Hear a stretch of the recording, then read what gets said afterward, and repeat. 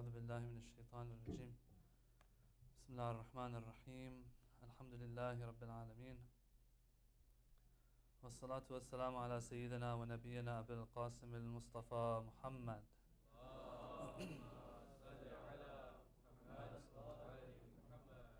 وعلى أهل بيته الطيبين الطاهرين واللعن الدائم على أعدائهم أجمعين. صلى الله عليك يا أبا عبد الله. عظم الله أجورنا وأجوركم. I thank all the brothers and sisters for the poetry that they recited. May Allah accept. Poetry is one of those things that the Imams have spoken about that you should do. There are some things that the Imams have explicitly mentioned that their Shia will practice when it comes to their masa'ib. They'll recite their masa'ib. They will shed tears because the hadiths talk about these things. And then there are a lot of other things that we do that of course we don't have hadith for. Those are cultural, those are okay. But yeah, no one wants to miss out on those things that the hadiths have explicitly put their finger on. One of them being this poetry that is composed for Abu Abdullah. And throughout history and throughout the history of the Imams, you have cases where the Imams would take care of the ones who would recite poetry for them. So inshallah, you guys continue the good work. I'm going to speak a little less tonight. It's not a night to speak too much. Just a couple more of the sayings of Imam Hussein that inshallah will inspire us, inshallah motivate us, and help us in our lives. There is one saying with Imam Hussein, between Imam Hussein, there's a dialogue between him and the famous poet Farazdaq. So it's interesting, we're talking about poetry, and then Farazdaq is also a poet. Farazdaq is a famous poet and a lover of Ahlul Bayt at the same time. As Imam Hussein was leaving Mecca towards Kufa, he runs into this Farazdaq who's coming towards Mecca for the Hajj. And this is awkward for him because for Farazdaq, he says, "What's going on? Imam Hussein, Hajj is beginning, yet you are leaving Mecca. What's going on?" Imam Hussein tells him that if I don't, I will be apprehended. That's all he says. And then he starts asking about Kufa. He says, "Tell me about Kufa. You're coming from there? Tell me what's going on in Kufa." Farazdaq says one line, and of course he's a poet, so he's very expressive, he's very good at expressing things. He says one line very nicely, really it's beautiful, that really illustrates what the problem was. You see, brothers and sisters, the Quran says that Allah did not give a person two hearts. We only have one heart. In other words, this heart will be the place that one thing can sit. If anything else is going to sit there too, it has to be something that falls under the category of that main thing that's sitting in our heart. For example, if I love Imam Hussein, it's because I love Allah subhanahu wa ta'ala.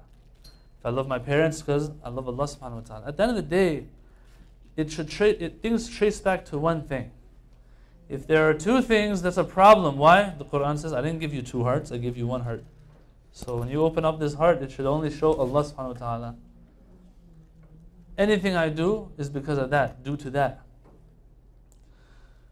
Farazdaq says something which illustrates for us what was wrong with the Kufans.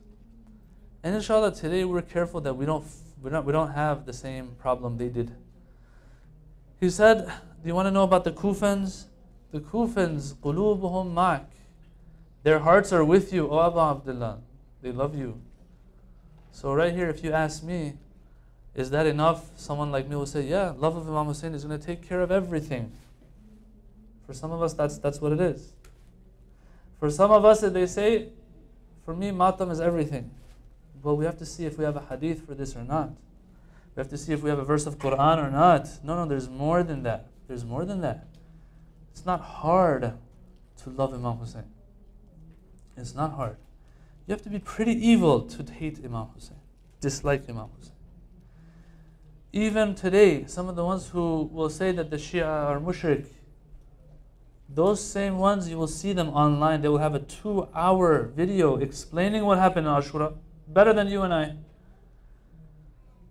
So loving Imam Hussein is something universal. It's not hard to love Imam Hussein. Imam Hussein, what he did, it will endure till the end. Anyone who hears about Imam Hussein falls in love. Anyone. He says their hearts are with you, O Hussein. But that's not enough, because everyone can do that. Everyone's hearts are with Imam Hussein. قُلُوبُهُمْ مَعَكَ. But there's a problem. سُيُوفُهُمْ عَلَيْكَ. Their swords are against you though. Now right here, a person like me will say, well, I don't have to worry, alhamdulillah. First of all, I don't even have a sword. And my sword won't be against Imam Hussein. Even if I did have one, of course, I love Imam Hussein. No. Let's dig deeper. Let's dig deeper. Let's take this word out that says, their swords are against you. Let's take this phrase out, their swords are against you, and put the root of the problem in there. You know, sometimes someone says, I don't know, I can't have, I don't like jalapenos. And so you get all fixated on jalapeno. Instead of figuring out what the problem with jalapeno is. Jalapeno, this person can't have chili, spicy food. If he said, I don't like jalapenos, it's because they don't like spicy food to begin with. We have to understand, we go to the root. So I'm not going to offer him something that has anything other than jalapeno, but is still spicy and hot. Here he says, their swords are against you. Now a person like me will say, okay, good, I don't have any swords. I'm not against him. I'll never fight him. I'll say, no. What's the main problem? The main problem is these people were created with one heart and not two. And since they had only one heart and they could only put one thing in there, when the time came to choose between Imam Hussein and that thing which is the dunya, they chose dunya. That was the problem. So let's forget about suyufuhum alayk. Their swords are against you. Forget that. That doesn't apply to me and you today. We don't have anything like that. What we do have though is that sometimes we will choose dunya over Allah subhanahu wa ta'ala, over Imam Hussein's satisfaction. That's the problem. That's what they struggled with. Now throughout his life, this person who was standing against Imam Hussein in Karbala, throughout this person's life, they probably, when haram would come up, they would lose that battle. Why? Because they liked that more than Allah. These little tests Allah kept giving them, they kept failing, to reach the point where now the bigger tests come, this person fails. You and I have to be super careful. Sometimes we get fooled by this understanding of, hey, Imam Hussein is so great. Shedding one tear for Imam Hussein will do everything. Yes, inshallah it will. But if we end up in a situation like this, it's not going to help anymore unless we've worked on ourselves. قُلُوبُهُمْ مَعَكَ سُيُوفُهُمْ عَلَيْكَ. That's one of those things we have to be super careful about. Recite salawat.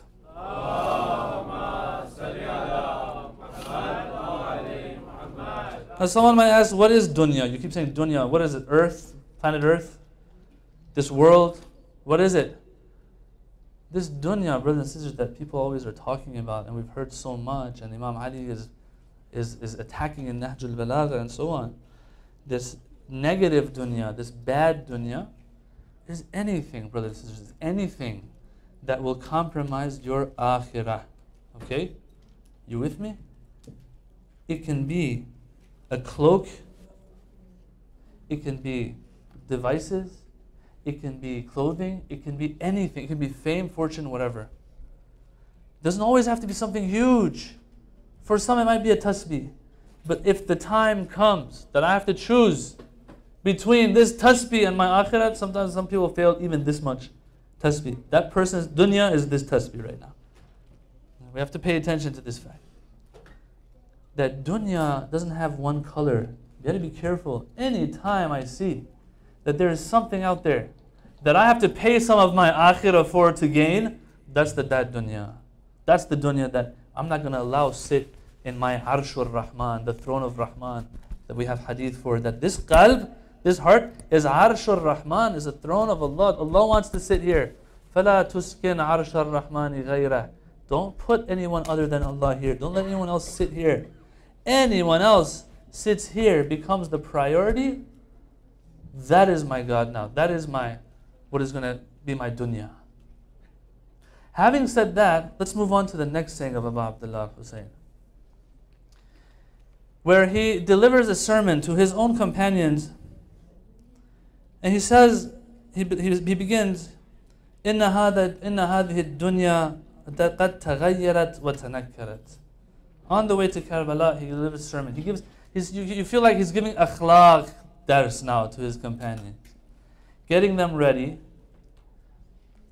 and also making sure those who listen, they feel that, oh, it doesn't look like we're going to survive this journey. So if we don't want to hang around too long with Imam Hussein, it's time to go. Imam Hussein doesn't want weak people on Ashura running away, giving him a bad name, making him look bad. If you're going to leave before. You get this feeling now. Imam Hussein starts talking about these things, giving akhlaq class, akhlaq, talking about dunya. He says, as you can see, what has befallen us has befallen us. As Imam Hussein speaks about this, I want us to think, is it any different than today or not for us as well? Is he describing his times only, or does whatever he say apply to our days too, our times too? He says, as you can see, what has befallen us has befallen us. Times have changed, evil has taken over. And good and merit have ceased, and only a little is left. How much is left? Imam was saying, how much is left of good that has caused you to just stand up and put yourself out there? Put yourself in danger of all the spears and arrows and stones. Why? How bad is it? How much good is left? He says, like the drops of water that remain at the bottom of a container. When you have a cup of water and you spill that water out, it's going to still be wet, right? But it's very insignificant. He says, that's how much is left of good. My grandfather passed away. Imam Ali passed away. Bibi Fatima Zahra became shaheed. Al-Hassan alayhi salam shaheed. Everyone's gone. There's no hope almost. I'm the last hope. I see that there's this much good left. If I don't make the most of this little bit, then it's all over. It's all gone. Yazid is going to take over. Bani Umayyah take over Islam. They will get rid of it. Like the drops of water that remain at the bottom of a container, the people are living in low and abased circumstances, like a grazing ground that has become hard and barely bears any vegetation. Don't we see this happening around us today, even in this country? You would expect in a country like this that is looting the world to at least take care of its own people. But once again, you see that race, ethnicity, these types of things play a role. Play a role in injustice. Do you not see, and see he goes up a step now. He says, do you not see that the truth is not adhered to? Now the truth, not necessarily Islam even, brothers and sisters. Fitrah. There are some things you just understand is wrong. You don't need Allah to tell you. Spilling innocent blood. Children of Yemen.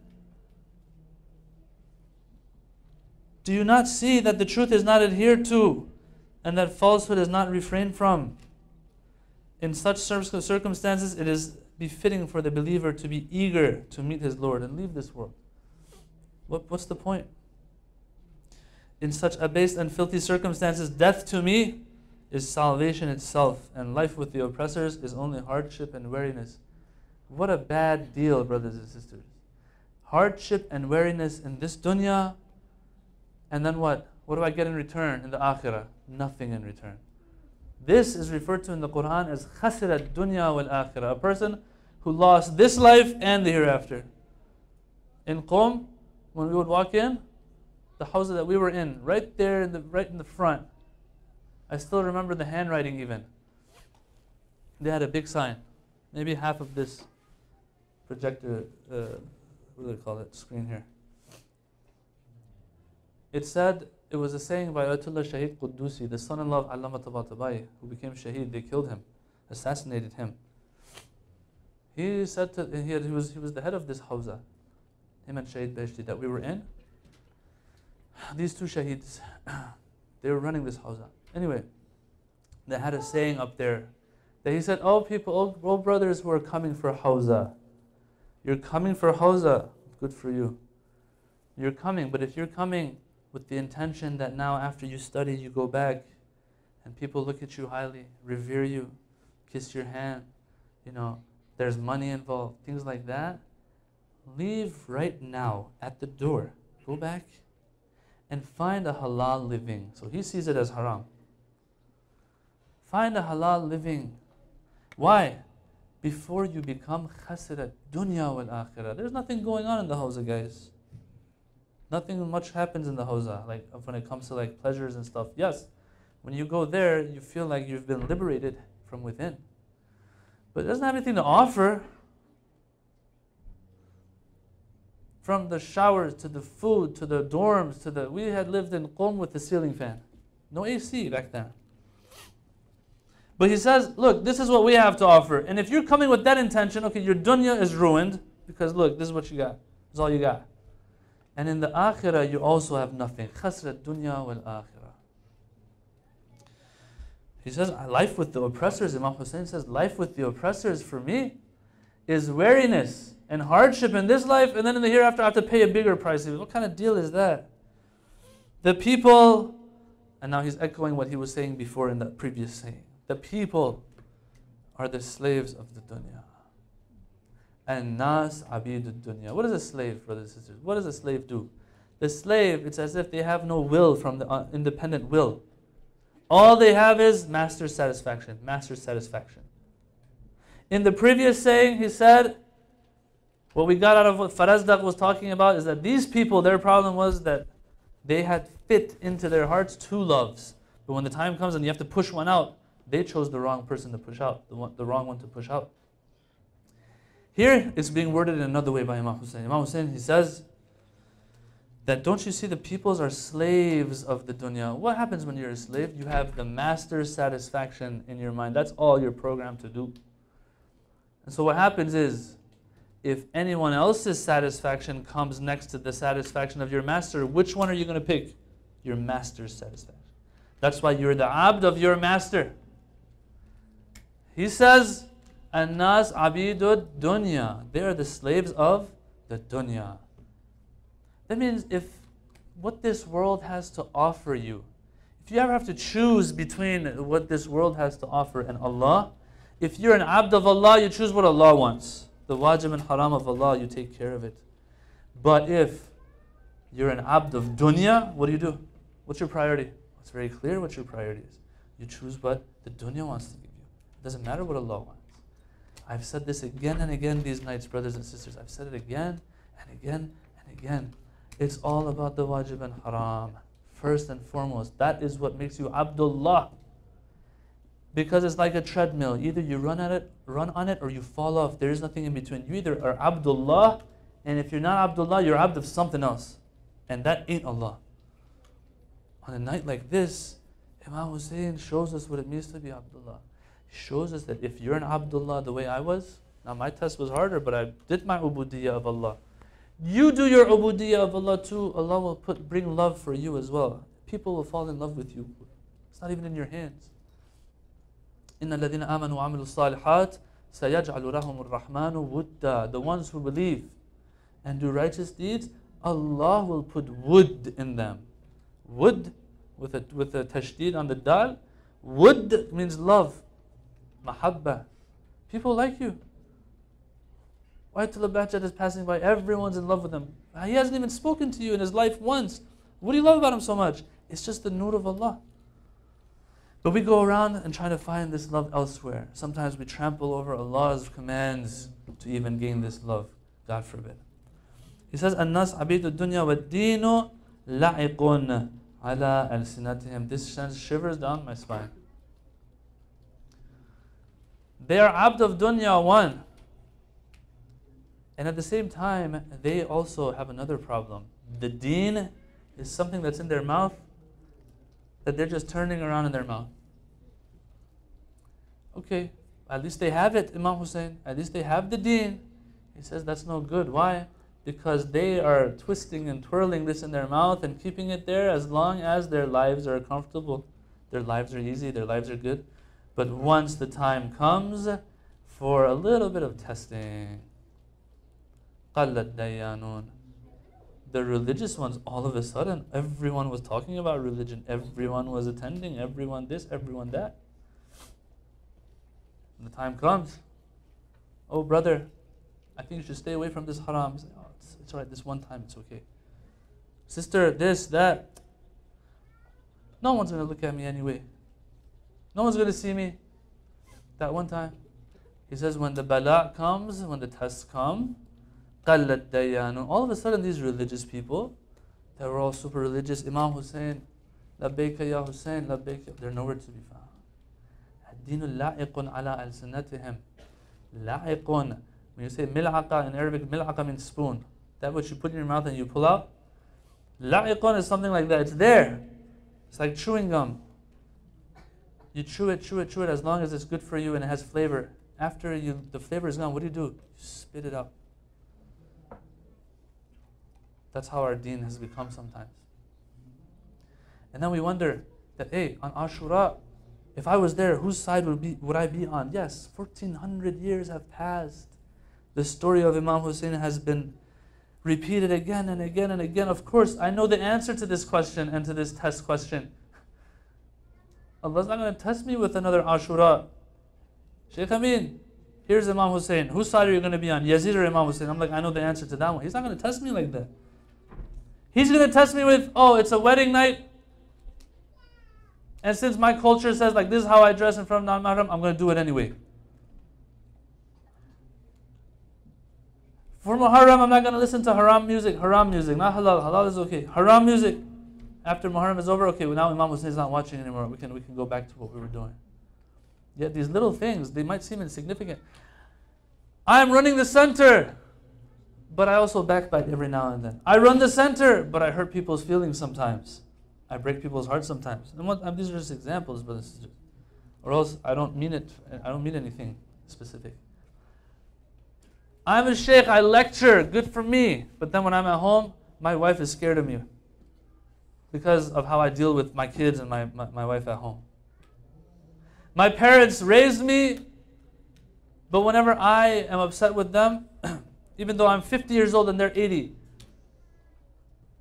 when I get upset, they are not safe from me. Deenul la'iqun ala al-sinatihim does not mean that, hey people, be careful. Don't say religion, but then if Imam Hussein comes and says, help me, you say, I'm not going to help you. That's not what la'iqun ala al-sinatihim means. It's more than that. I don't know what the tests are. If these are not the tests, what are they? Anger management, getting along, unity, salat, all these things. The personal, the social, the political, everything. For some of us, it's the individual things that we struggle with. For some of us, the political. Some are so political that they frown upon the individual aspects of the deen. Some are so individual, they don't care. They could care less about the social aspects of deen. No, it's the whole thing.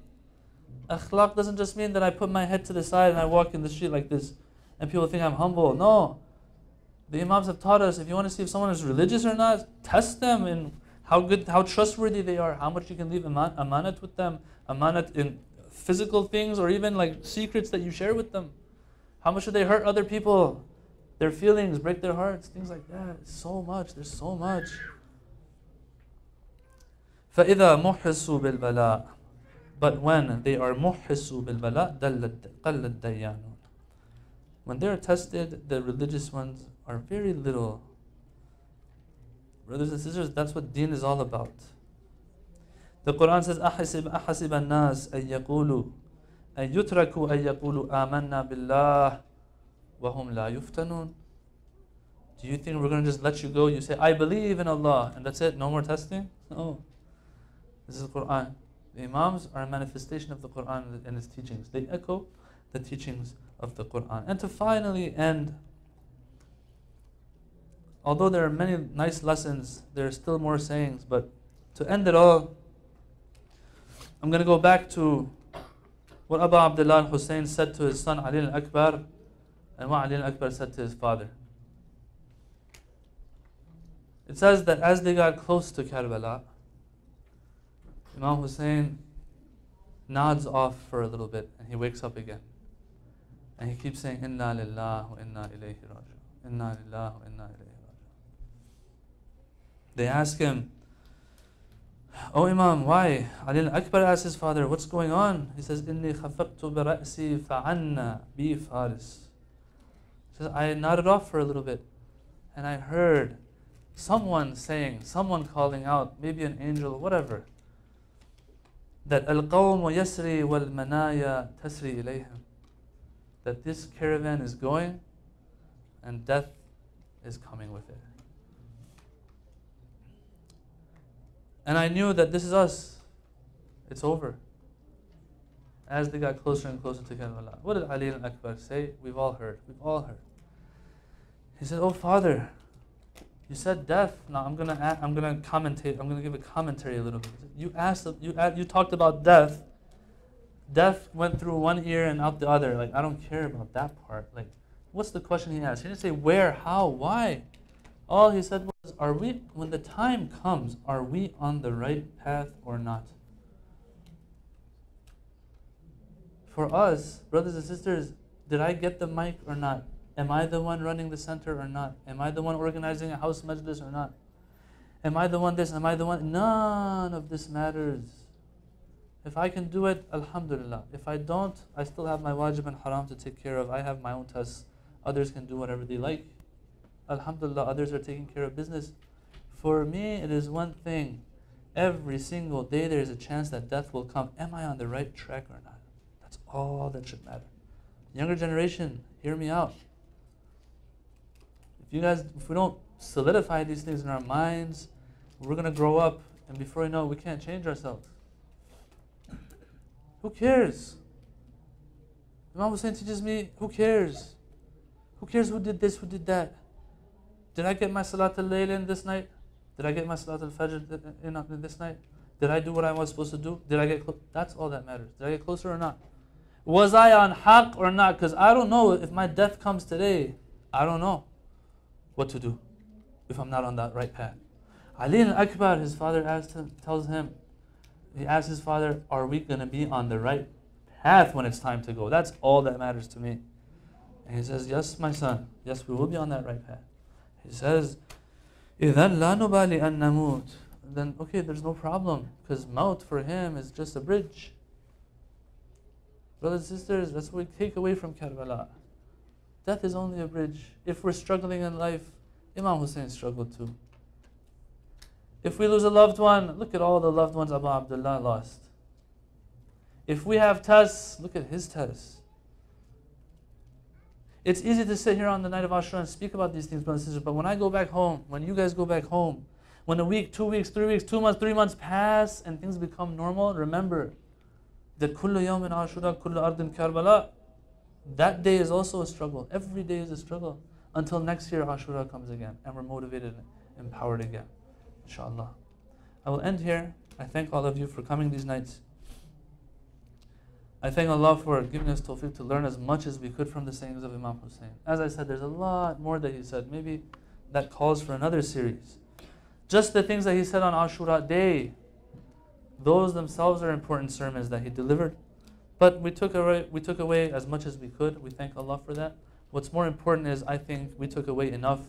Now is the time to act, inshallah. I ask all of you to keep me in your du'as, inshallah, and you keep your brothers and sisters in your du'as. Walhamdulillah Rabbil Alameen.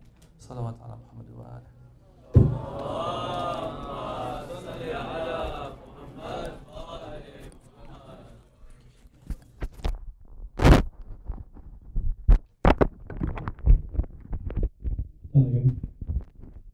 So while we're setting up the Messiah, just an announcement that I was asked to make from the cabinet perspective.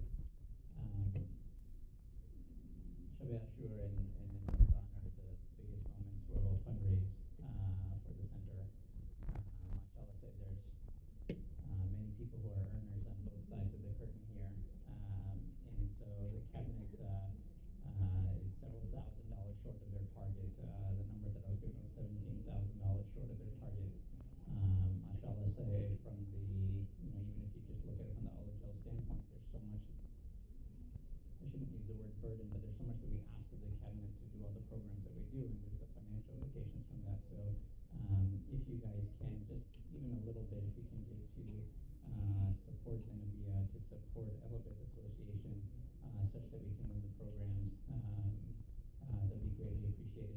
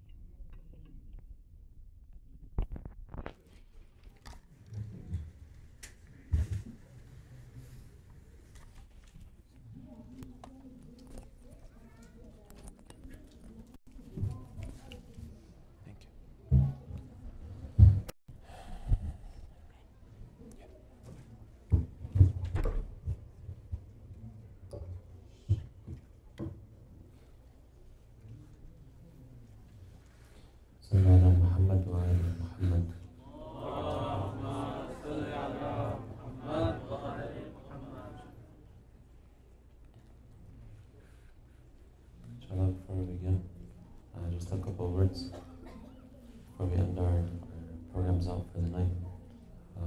Alhamdulillah for this opportunity that I got for the couple of years that I got to attend here and recite here. I thank you all for having me every single night, and inshallah these can continue in any way possible.